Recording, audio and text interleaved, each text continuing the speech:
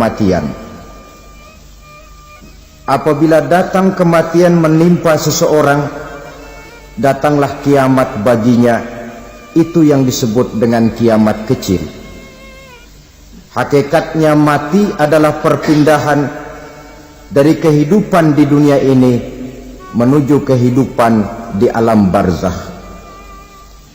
Menunggu kita di alam barzakh sampai datangnya saat kiamat, entah 10 tahun, entah 100 tahun, entah 1000 tahun, hanya Allah saja yang maha tahu.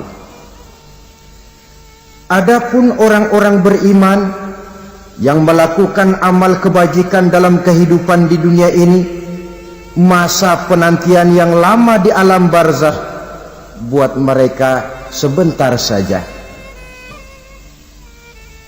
Tetapi bagi orang-orang kafir yang ingkar, yang tidak beriman kepada Allah, yang hidup di dunia cuma menumpuk-numpuk dosa, tentu penantian di alam barzakh akan merupakan waktu yang sangat lama.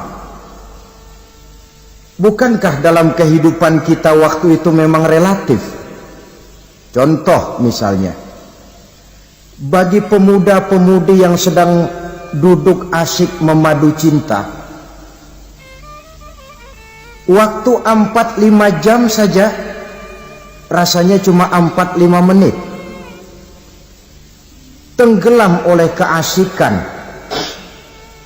Tapi buat orang yang berbaring di rumah sakit, meratap di balik-balik apa itu tembok derita kata lagu, di balik dinding-dinding penjara, sehari bagai seminggu, seminggu rasa sebulan, sebulan boleh jadi rasa setahun. Penantian yang sangat lama. Kapan kiamat itu akan datang? Ini rahasia Allah. Jangankan kita yang orang awam, baginda Nabi sendiri tidak diberitahu oleh Allah kapan kiamat itu akan terjadi. Tetapi sungguh pun demikian, banyak hadis-hadis yang menjelaskan ciri atau tanda-tanda datangnya kiamat. Nah, kalau sudah bicara soal tanda kiamat itu ada dua. Pertama yang disebut alamatus sughra, tanda-tanda kecil. Ini waktunya masih ada tenggang. Ada yang dinamakan alamatul kubra, tanda-tanda besar, artinya kiamat sudah diambang pintu. Apa tanda-tanda kecil dari datangnya hari kiamat itu? Misalnya kata Nabi, apabila ilmu sudah diangkat oleh Allah, artinya apabila ulama sudah banyak wafat, minat orang belajar agama berkurang, lalu kebodohan nampak merajalela di mana-mana, zina dikerjakan secara terbuka, minuman-minuman keras jadi kebanggaan, itu termasuk di antara tanda-tanda kecil terjadinya hari kiamat. Apalagi misalnya iza waladatil ammatu rabbataha, apabila budak sudah melahirkan tuan. Apa maksudnya? Ada yang mentafsirkan apabila anak sudah bisa membudaki orang tuanya. Orang tua yang melahirkan dia, yang membesarkan dia, demi setelah si anak besar jadi orang berpangkat, bertitel, berharta, berkedudukan, jadilah orang tua itu budaknya. Sehingga sering dibilang kalau orang tua kaya, anak jadi raja. Tapi kalau anak yang kaya, orang tua sering jadi budak. Apalagi munculnya fitnah yang bergelombang, timbul perang antara dua bangsa yang besar, waktu berjalan terasa sangat pendek sekali. Itu merupakan tanda di antara tanda-tanda kiamat. Termasuk di dalamnya sulit membedakan mana laki, mana perempuan. Kan kalau tanda-tanda kayak begini sekarang sudah banyak kita lihat kan. Ulama banyak wafat, penggantinya sulit. Zina dikerjakan berterang-terangan, minuman keras jadi kebanggaan, banyak anak membudaki orang tuanya, sulit membedakan mana laki mana perempuan. Kadang-kadang dari belakang kita lihat perempuan bener, begitu kita colek nengok jenggotan.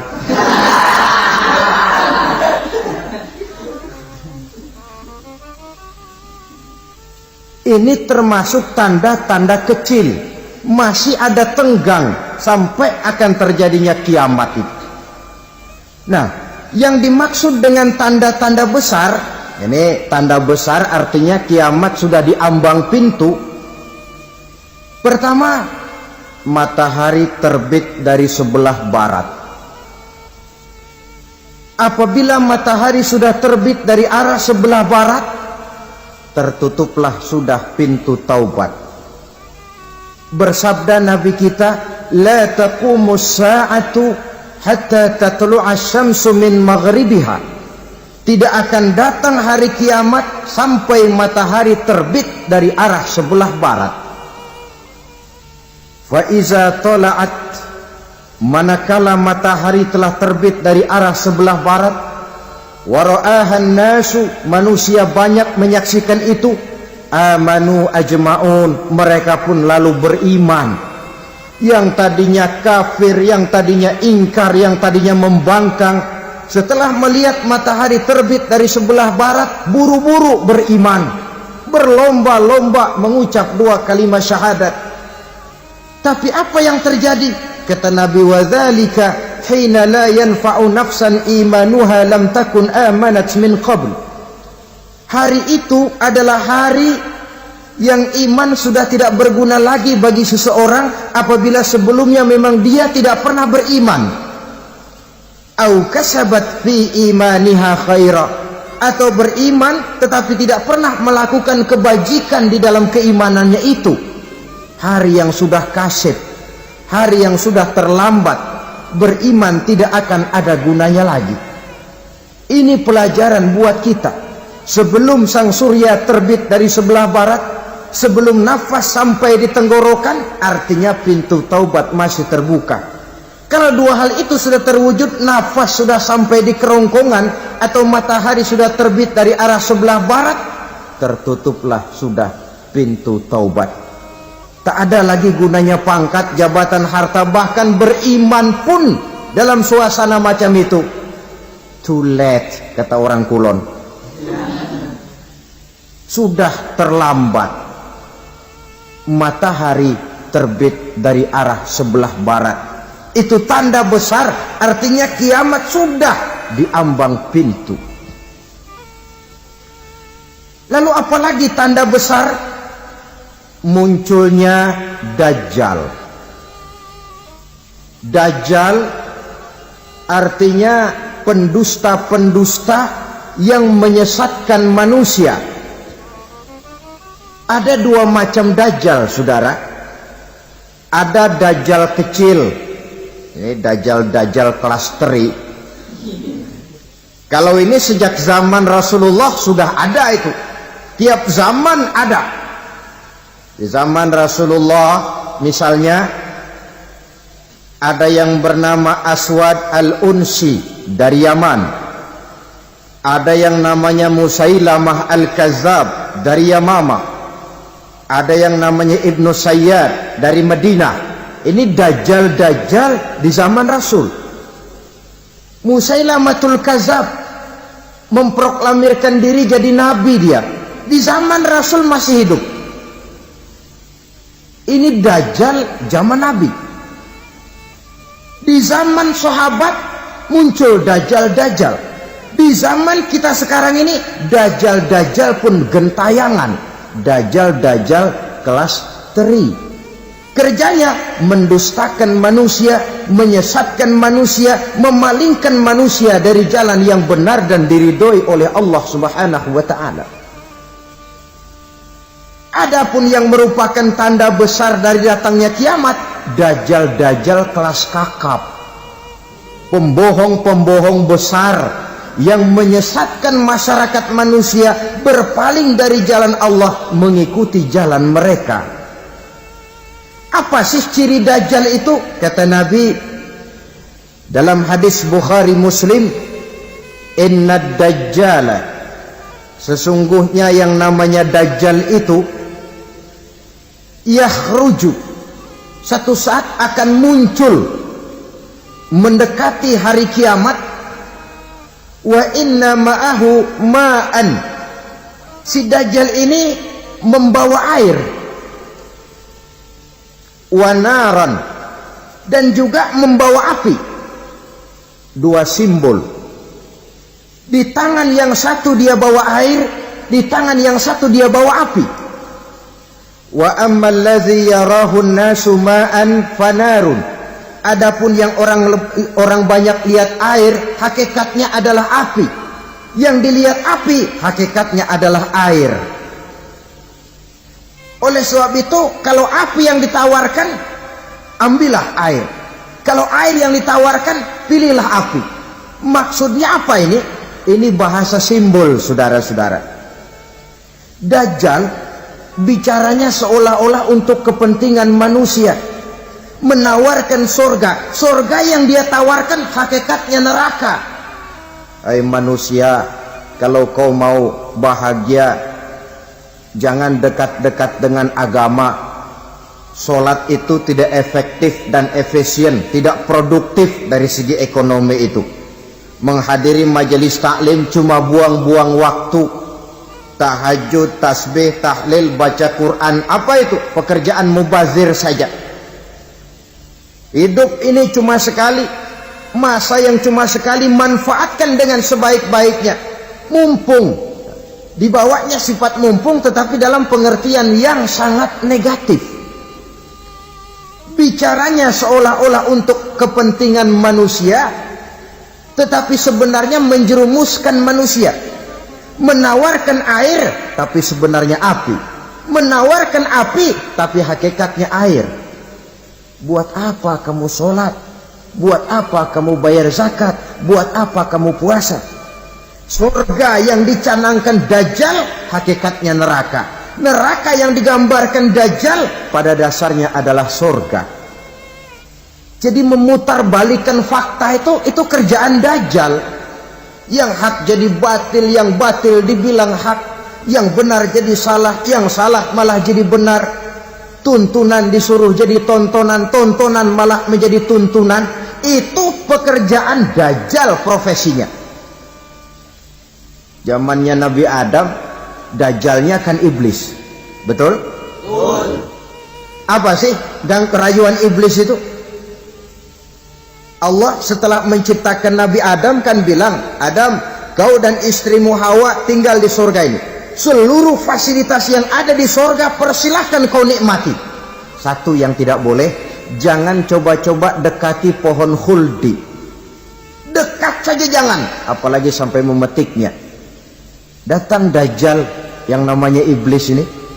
Adam, kamu tahu nggak kenapa tidak boleh makan buah khuldi? Ya nggak tahu, pokoknya saya dilarang.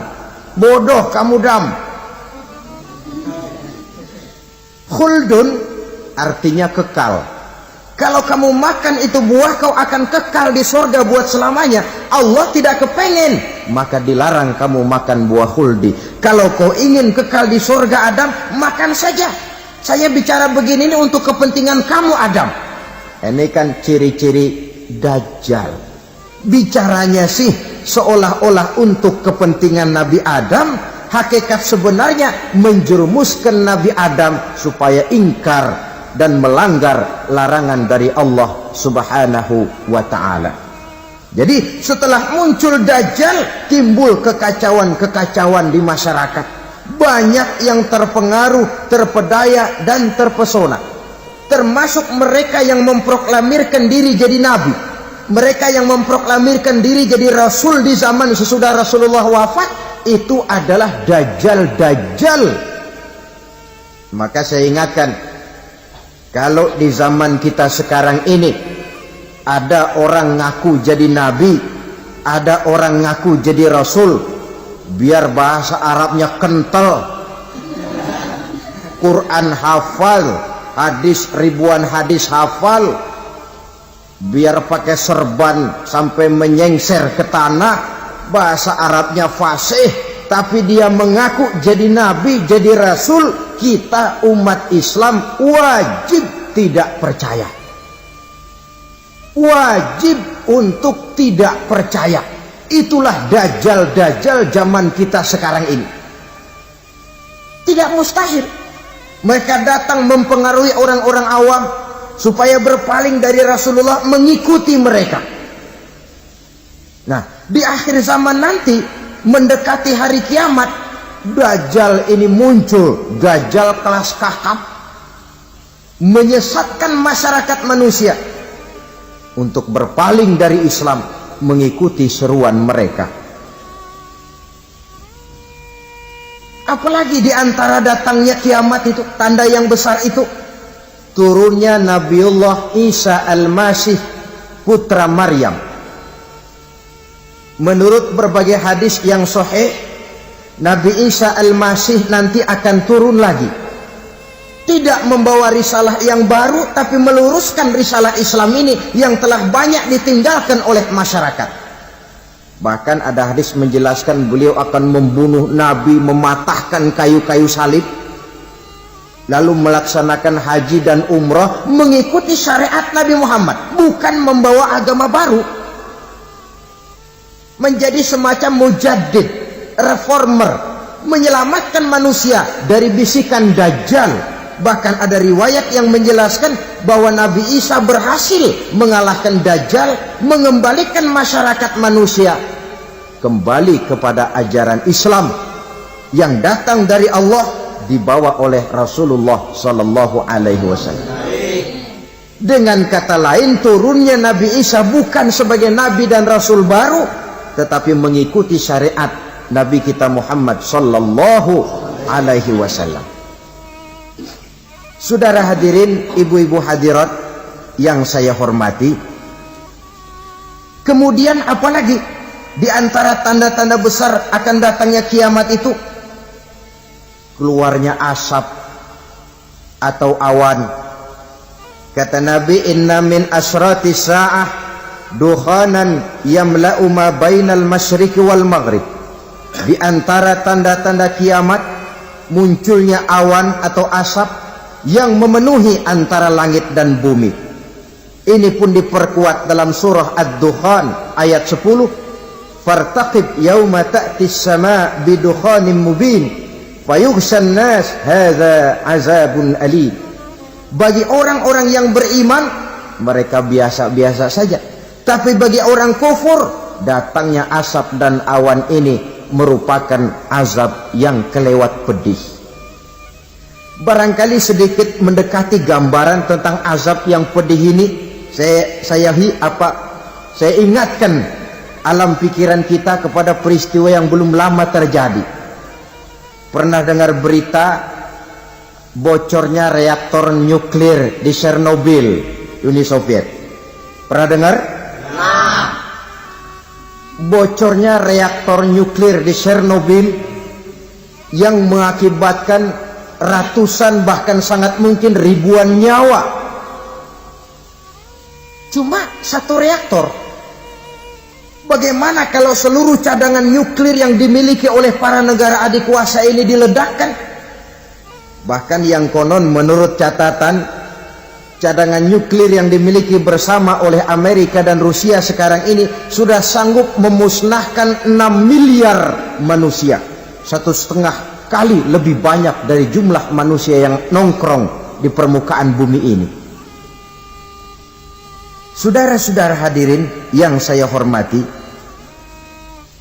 lalu saat mendekati hari kiamat, apalagi tandanya? Setelah Nabi Isa wafat, pada saat turunnya yang kedua kali, lalu Allah meniupkan angin sejuk. Semua orang-orang beriman, orang-orang baik wafat, sehingga penghuni bumi ini cuma tinggal lagi terdiri dari orang-orang kafir, Tidak ada lagi di bumi ini yang bisa mengucapkan Allah. Sehingga dalam hadis qudsi itu ada keterangan, innallaha azza wa jalla yaqulu li Israfil. Allah pernah pesan kepada malaikat Israfil. Kata Allah, Israfil, iza sami'ta qailan yaqul Allah Allah fa akhirin nafakh 40 sanatan ikraman liqailiha.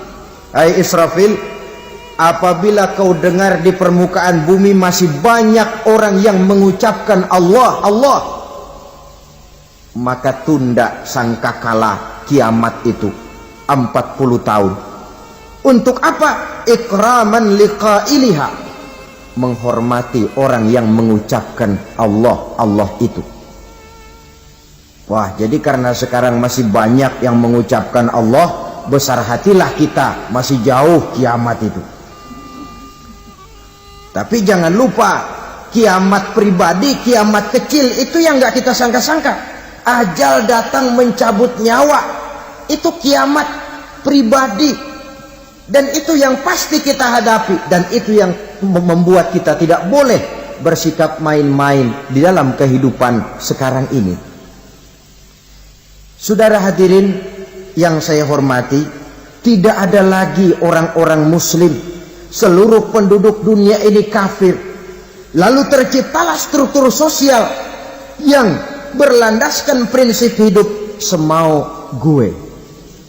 Bakal terjadilah prinsip di mana yang kaya menyantap yang miskin, yang kuat menindas yang lemah. Hidup sudah bagaikan di rimba belantara. Berlaku hukum rimba. Siapa yang kuat dia yang menang, siapa yang lemah menjadi mangsa. Timbul kekacauan, maksiat merajalela, munkarat menjadi-jadi. Sehingga isi bumi ini penuh dengan segala macam perbuatan dosa. Tidak ada perlunya lagi alam diperpanjang temponya. Datang saat yang sudah dijanjikan oleh Allah Azza wa Jalla, maka terjadilah yang disebut kiamat kubra, kiamat besar, kiamat hancur-hancuran. Bagaimana kejadian ini dimulai? Dalam surah Az-Zumar ayat 68, Allah Subhanahu wa taala berfirman, wa nufikha fis-suri fasa'iqa man fis samawati wa man fil ardi illa man sya'allahu. Maka manakala ditiuplah sangkakala, terkejutlah seluruh yang ada di langit dan seluruh yang ada di bumi. Bila saat kiamat datang, Allah perintah malaikat Israfil, Israfil, tiup sangkakalamu. Ditiuplah sangkakala oleh malaikat Israfil. Yang akibat daripada tiupan itu, seluruh yang ada di langit, seluruh yang ada di permukaan bumi terkejut. Yang ada di langit siapa? Malaikat kan. Bayangin aja kalau malaikat kaget, apalagi kita. Terkejut seluruh makhluk yang ada di bumi, yang ada di langit mendengar suara sangkakala itu. Bunyinya tidak sanggup kita bayangkan dahsyatnya. Ledakan nuklir, ledakan neutron, belum apa-apa ketimbang bunyi sangkakala malaikat Israfil ini. Nah, lalu mendengar bunyi sangkakala ini, gemparlah makhluk, kacaulah alam. Bumi gempa, planet-planet bertabrakan, gunung meletus, air laut tumpah ke darat, angin topan bertiup, halilintar menyambar. Lalu semua yang bernama hidup mati total. Mati bareng tanpa persiapan. La haula wa la quwata illa billah. Saya kadang-kadang dalam tafakur bermohon, ya Allah, mudah-mudahan saya nggak nemuin kiamat beneran. Ngeri, nggak bisa kita bayangkan macam apa suasana seperti itu. Allah saja banyak memberikan gambaran, misalnya Al-Qari'ah, wa mal qari'ah, wa ma adraka mal qari'ah. Kejadian yang menggemparkan. Tahukah kamu apa kejadian yang menggemparkan itu? Yauma yakunun nasu kal farasil mabsus wa takunul jibalu kal ihnil manfus. Pada saat itu manusia berterbangan bagai kupu-kupu, gunung berterbangan seperti kapas ditiup angin. Gunung saja macam kapas, konon lagi manusia. Kematian total, mulai semut sampai gajah mati, jin mati, iblis mati, malaikat mati. Malaikat saja mati. Saudara hadirin yang saya hormati, kematian total yang tanpa persiapan.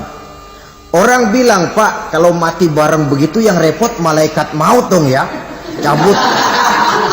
Cabut sana, cabut sini. Itu kalau menurut logika kita, mestinya begitu menurut logika. Tapi logika juga yang bilang nggak perlu serepot itu. Sebab untuk mematikan listrik di wilayah DKI, di wilayah Jakarta, nggak perlu tiap rumah didatengin matiin ya lama. Cukup dari kantor pusatnya saja PLN tekan satu tombol, gelaplah seluruh Jakarta. Saudara hadirin yang saya hormati, kematian total.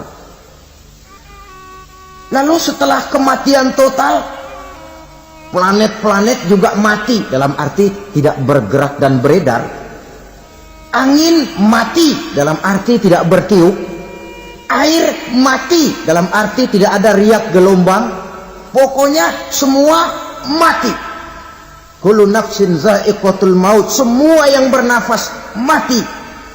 Dalam ayat lain, kullu man 'alaiha fan, semua yang ada di permukaan bumi fana.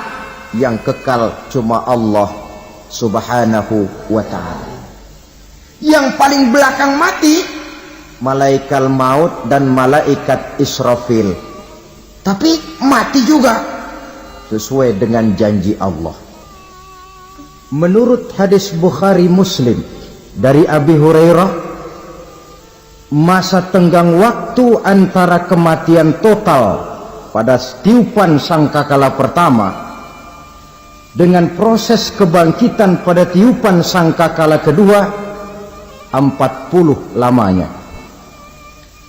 Tidak dijelaskan oleh Abi Hurairah 40 jam, apa 40 hari, apa 40 tahun. Hadis-hadis cuma menyebutkan 40 saja. Sunyi alam, yang tinggal cuma Allah saja lagi. Ketika itu Allah berseru-seru, katanya, limanil mulkul yauma, siapa para penguasa hari ini? Mana itu raja-raja dan penguasa yang dulu mengaku jadi Tuhan? Fir'aun, mana Fir'aun sekarang?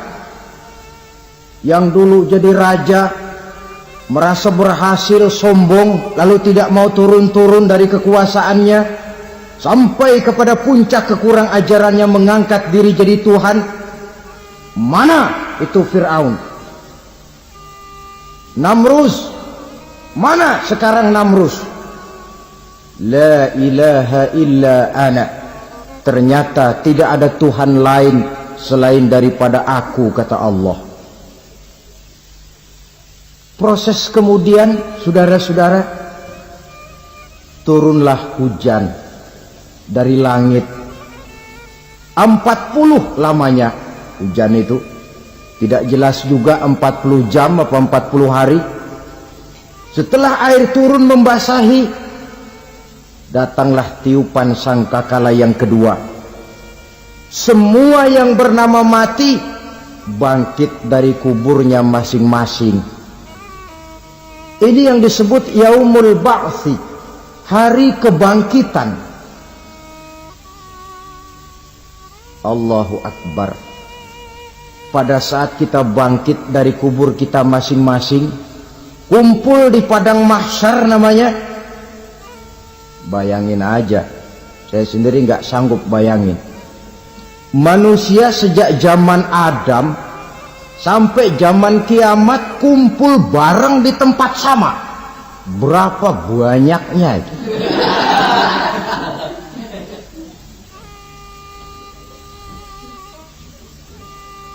Dan yang luar biasa menurut satu riwayat, pada saat bangkit itu, Masya Allah, roman muka kita berubah, disesuaikan dengan amalan kita waktu di dunia ini. Barang siapa yang waktu di dunia amalannya itu amalan tikus, di akhirat nanti dia bangkit dari kubur, mukanya seperti muka tikus.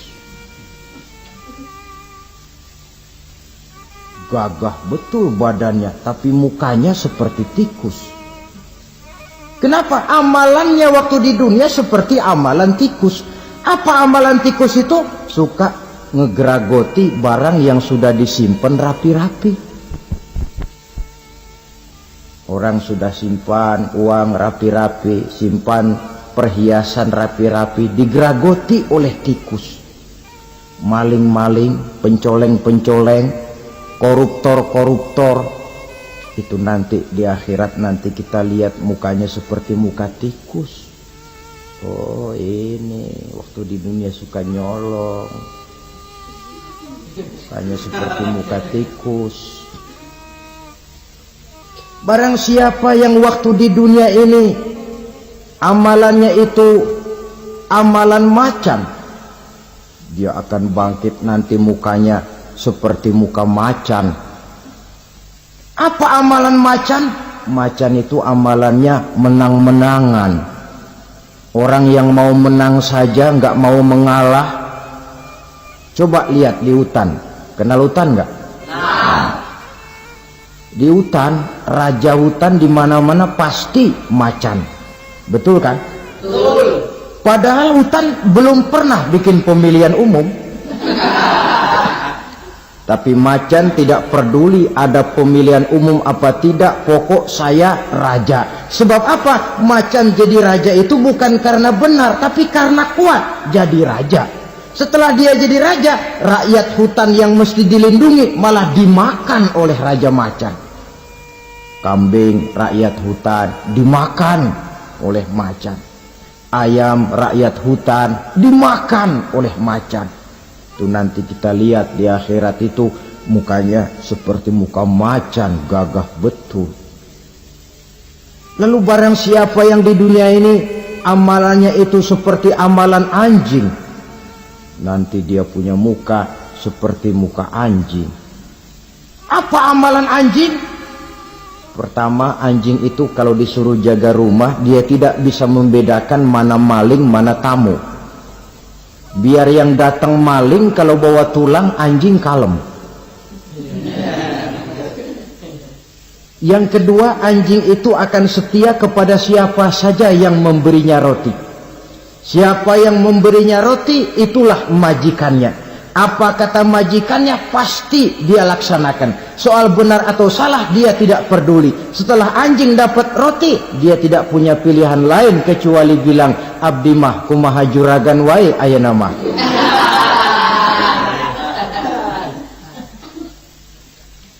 Saudara hadirin yang saya hormati, berkumpul di padang mahsyar, tiap orang sibuk dengan persoalannya masing-masing. Matahari waktu itu didekatkan oleh Allah, panas luar biasa. Ada yang saking panasnya itu mencucurkan peluh keringat sampai sebatas mata kakinya.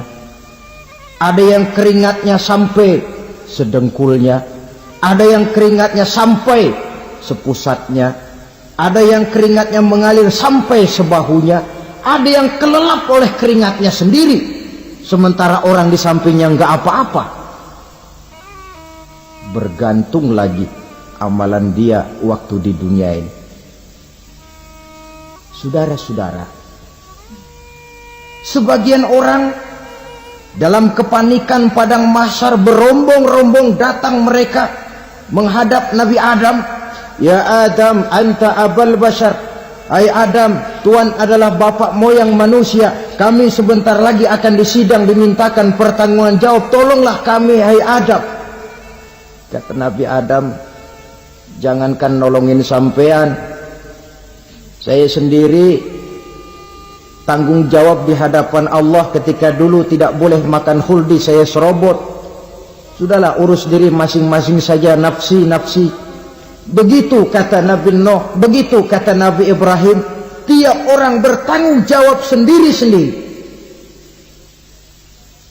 Ketika itulah saudara-saudara, nikmatnya menjadi umat Nabi besar Muhammad sallallahu alaihi wasallam. Sebab apa? Walaupun menurut abjad kita ini umat paling belakang, kan paling belakang kita ini toh, karena Nabi Muhammad adalah Nabi akhir, tapi akan dihisab lebih dulu, lewat di atas sirat lebih dulu, masuk surga lebih dahulu ketimbang umat-umat belakangan. Ketika Rasul mendekati ajal, beliau tanyakan itu kepada malaikat Jibril. Malaikat Jibril berkata, Muhammad jangan khawatir, Allah sudah berjanji, inni haramtul jannata ala sairil anbiya hatta tadkhulaha anta wa haramtuha ala sairil umami hatta tadkhulaha ummatuka. Surga aku haramkan buat seluruh nabi kecuali kalau engkau Muhammad sudah masuk ke dalamnya, dan surga aku haramkan buat seluruh umat kecuali kalau umatmu Muhammad sudah masuk ke dalamnya. Logikanya, walaupun menurut abjad kita umat paling belakang, bakal dihisab paling dulu, lewat di atas sirat paling dulu, masuk surga paling dulu, kalau mampir ke neraka juga paling dulu. Ya resiko. Jangan mau enaknya aja paling dulu. Saudara hadirin yang saya hormati, setelah masa kebangkitan itu jangan dikira begitu bangkit langsung diperiksa, masih menunggu menanti ribuan tahun perhitungan padang mahsyar untuk sampai kepada proses yang disebut yaumul hisab, hari perhitungan. Seorang demi seorang bakal dipanggil. Bayangkan saja, kita se-RT saja di absen, kadang-kadang perlu waktu lama. Ini manusia sejak zaman Nabi Adam sampai datang hari kiamat, satu demi satu disidang di hadapan Qadhi Rabbul Jalil. Status sosial copot sudah waktu itu. Yang pernah jadi hartawan di situ tidak lagi kelihatan kehartawanannya. Yang pernah jadi jenderal tidak lagi dipanggil jenderalnya. Yang ustadz tidak lagi dipanggil al-mukarramnya. Seluruh status sosial selesai. Dipanggillah kita seorang demi seorang menghadap Qadhi Rabbul Jalil. Bagaimana proses penghisaban itu? Pertama, proses tanya jawab. Di antaranya ada hadis menyatakan, lan tazula qadama 'abdin yaumal qiyamah hatta yus'ala an arba'i khisalin. Besok di hari kiamat tidak akan bergeser telapak kaki seorang hamba sampai dia ditanya lebih dulu tentang 4 persoalan. Tentang ilmunya, kemana ilmu itu diamalkan. Tentang umurnya, di mana umur itu dihabiskan. Tentang masa mudanya, kemana masa muda itu dipakai. Tentang hartanya, dari mana harta itu didapat dan kemana harta itu dibelanjakan. Ini termasuk proses tanya jawab. Jadi kalau istilah pengadilan dunia, nama Fulan bin Fulan. Kamu waktu di dunia diberikan umur panjang untuk apa? Pernah mengalami masa muda, kemana kau habiskan masa remajamu? Kau diamanahkan ilmu, dengan apa ilmumu kau amalkan? Kau diberikan harta, dari mana harta kau dapat, kemana kau belanjakan? Tak seorang pun yang bisa mungkir. Sebab apa? Dikala itu yang menjadi saksi bukan orang. Yang menjadi saksi adalah seluruh anggota badan kita. Tangan bicara, kaki jadi saksi terhadap seluruh amalan yang pernah kita kerjakan pada saat kehidupan di alam dunia ini. Selesai proses tanya jawab, lalu diperlihatkan buku catatan kita waktu hidup di dunia ini. Jangan lupa Allah itu menyiapkan 2 superkomputer kepada kita. Sebelah ditempelin sebelah kanan, yang sebelah tempelin di sebelah kiri. Komputer itu namanya Raqib dan Atid. 2 malaikat yang apabila baik kita lakukan, refleks saja akan menulis kebajikan kita. Jahat kita kerjakan, akan tertulis. Catatan itu nanti diperlihatkan kepada kita. Waduh, alangkah malunya pada saat diperlihatkan catatan kita, buku rapot kita merah melulu. Barangkali diperiksa sambil diomelin, brengsek lo. Buku merah melulu begini, bagaimana waktu hidup di dunia? Tidak cukup diperlihatkan buku catatan kehidupan, rekaman kehidupan. Rekaman kehidupan kita secara utuh sejak terlahir sampai ajal datang merenggut nyawa. Barangkali mirip dengan video sekarang ini, di mana terekam dengan baik seluruh kegiatan kita, sejak yang sekecil-kecilnya sampai kepada yang sebesar-besarnya. Untuk kemudian kita pun menerima balasan. In khairan fa khairun wa in syarran fa syarrun. Kalau baik ya baik balasannya, kalau jahat ya jahat juga balasannya. Catatan-catatan kita diberikan. Kalau banyak kebajikannya, diberikan di tangan kanan dengan cara yang halus. Kalau banyak kejahatannya, diberikan dari sebelah kiri atau dilempar dari belakang. Itulah sebabnya sejak di dunia ini kita sudah mohon kepada Allah. Ketika berwudu membasuh tangan kanan, apa kita bilang? Allahumma a'tini kitabi biyamini wa hasibni hisaban yasira. Ya Allah, berikan saya kitab di tangan kanan, dan kalau saya memang perlu dihisap, hisaplah saya yang seringan-ringannya. Tangan kiri berlindung kita kepada Allah, jangan sampai diberikan kitab di tangan kiri atau dari arah sebelah belakang. Wa a'udzubika an tu'tiya kitabi bishimali aw min wara'i zuhri, dari arah sebelah belakang. Na'udzubillah min dzalik. Setelah selesai lewat proses penghisaban, lewat mizan, timbangan, maka yang sudah selesai dihisab itu bergeraklah menuju sirat, jembatan yang terbentang menuju surga melalui neraka. Saudara-saudara, panjangnya perjalanan sirat itu memakan waktu ratusan tahun. Tetapi orang yang lewat di atas sirat pun macam-macam, bergantung amalannya ketika di dunia ini. Ada yang lewat di atas sirat itu kalbarkil khatib, seperti kilat yang menyambar, lep, sudah sampai dia di surga. Cepat bukan main. Ada yang lewat di atas sirat itu seperti orang lari-lari. Ada yang lewat di atas sirat itu seperti orang jalan biasa. Ada yang sambil merangkak, ada yang sambil ngesor, ada yang sambil gelayutan, ada yang selamat sampai ke ujung ke surga, ada yang tergelincir jatuh masuk ke dalam neraka, bergantung amalannya dalam kehidupan di dunia sekarang ini. Tiap kita akan melewati yang namanya sirat ini.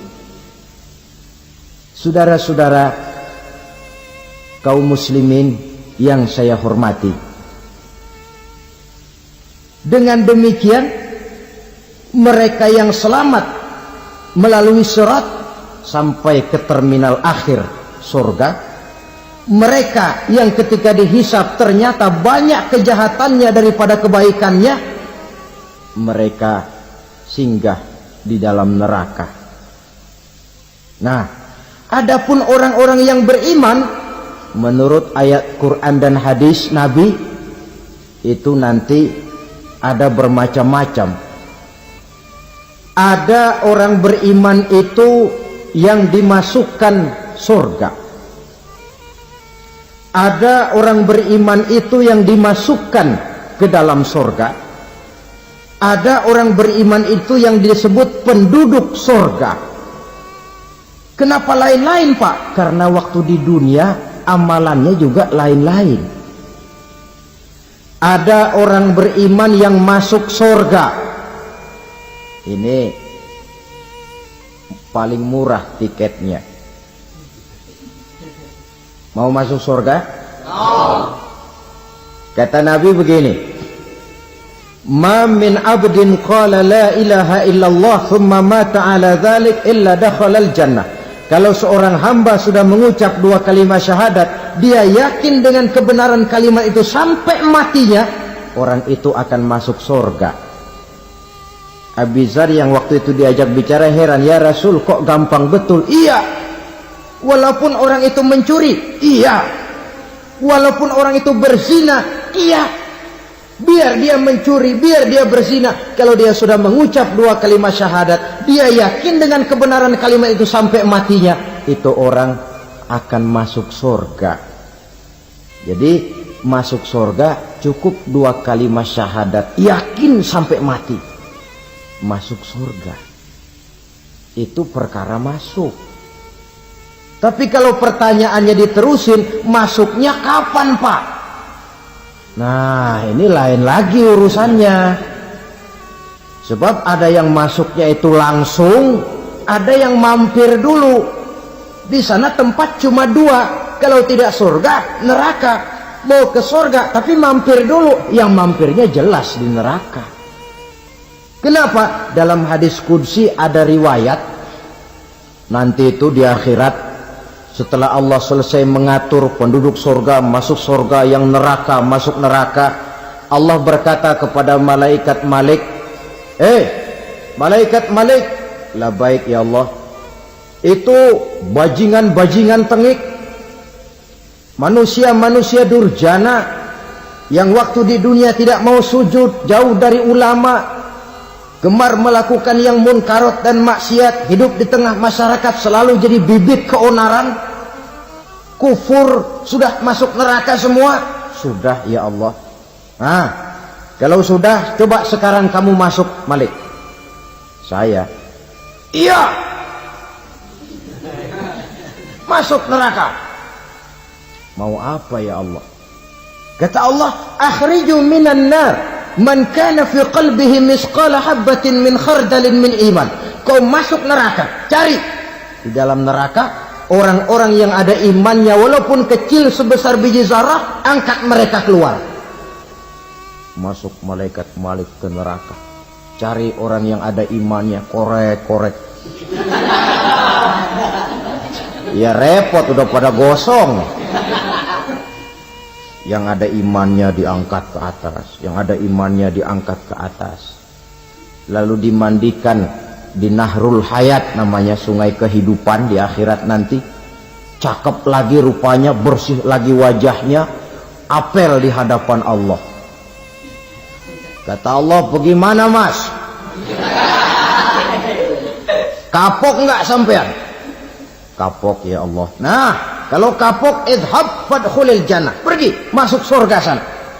Berangkat mereka ke surga, ketemu sama teman-temannya yang udah sampai lebih dulu, yang nggak pakai mampir lagi. Terjadi dialog.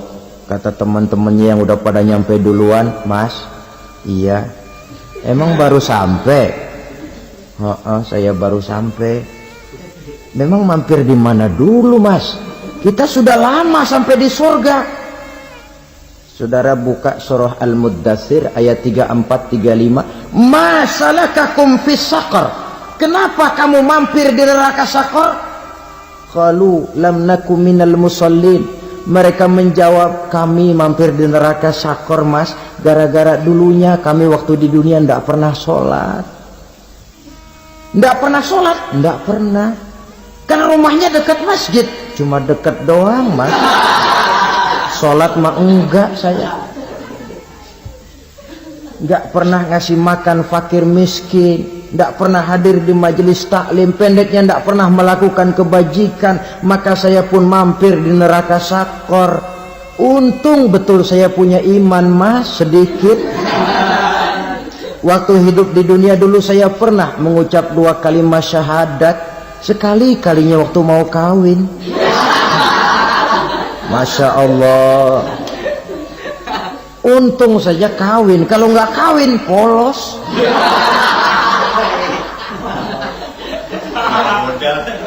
Itu juga pengulu sudah setengah mati ngajarin. Asyhadu alla, asyaduaan, asyaduaan.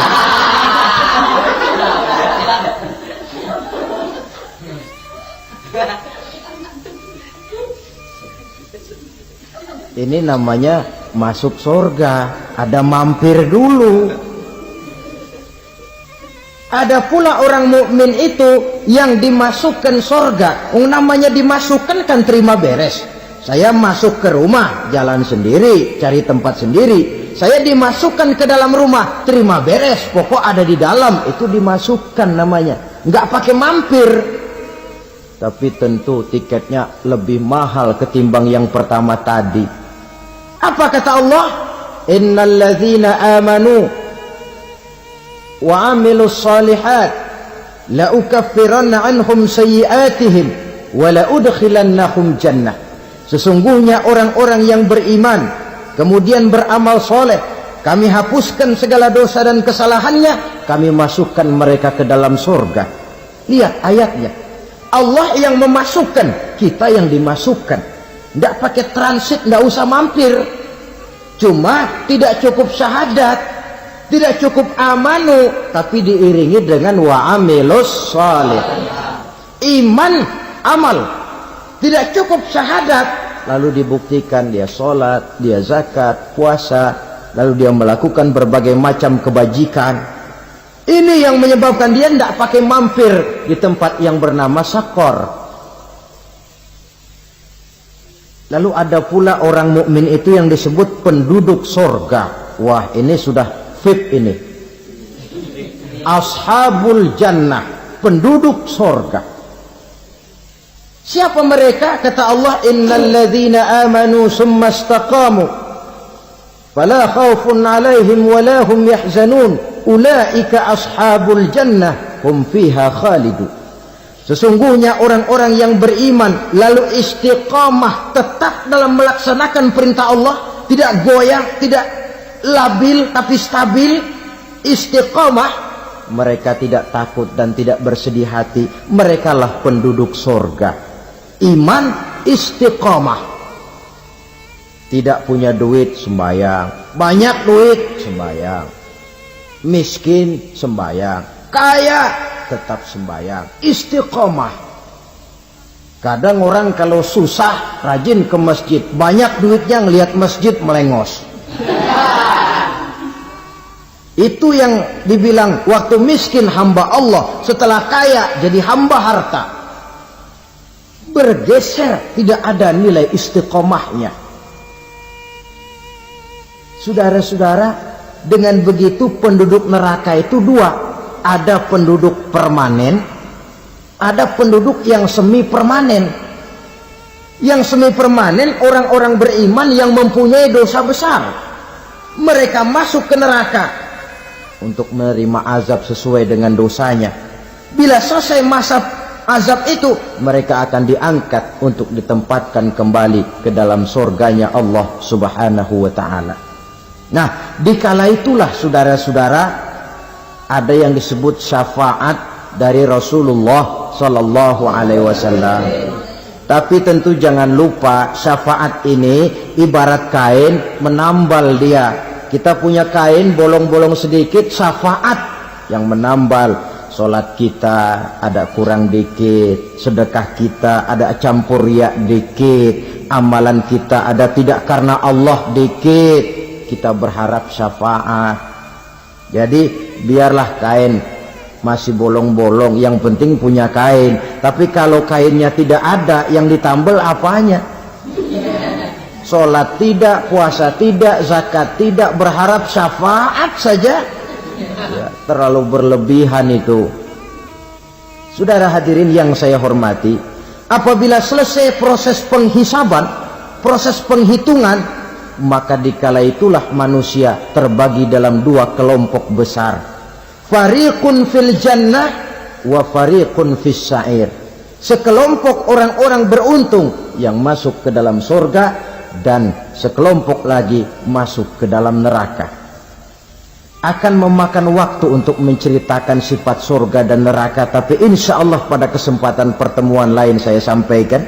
Namun sebagai gambaran umum cukuplah saya sampaikan sebuah hadis qudsi. Allah jelaskan, a'dadtu li'ibadiyas salihin ma la aynun ra'at wa la uzunun sami'at wa la khatara fi qalbil bashar. Aku sediakan buat hamba-hambaku yang soleh, yang tidak pernah terlihat oleh mata, tidak pernah terdengar oleh telinga, dan belum pernah terdetik dalam hati manusia. Jadi kenikmatan surga belum pernah dilihat mata, belum pernah didengar telinga, belum pernah terdetik dalam hati. Pedihnya azab neraka belum pernah terlihat mata, belum pernah terdengar telinga, belum pernah terdetik dalam hati. Saudara hadirin yang saya hormati, oleh karena itu sebagai uraian akhir daripada kiamat ini, marilah sama-sama kita memanfaatkan hidup dengan sebaik-baiknya, supaya jangan timbul penyesalan di hari kemudian nanti. Mudah-mudahan kita seluruhnya diselamatkan Allah dari azab neraka dan mendapat surga dan ridhonya. Sekian dan demikianlah pertemuan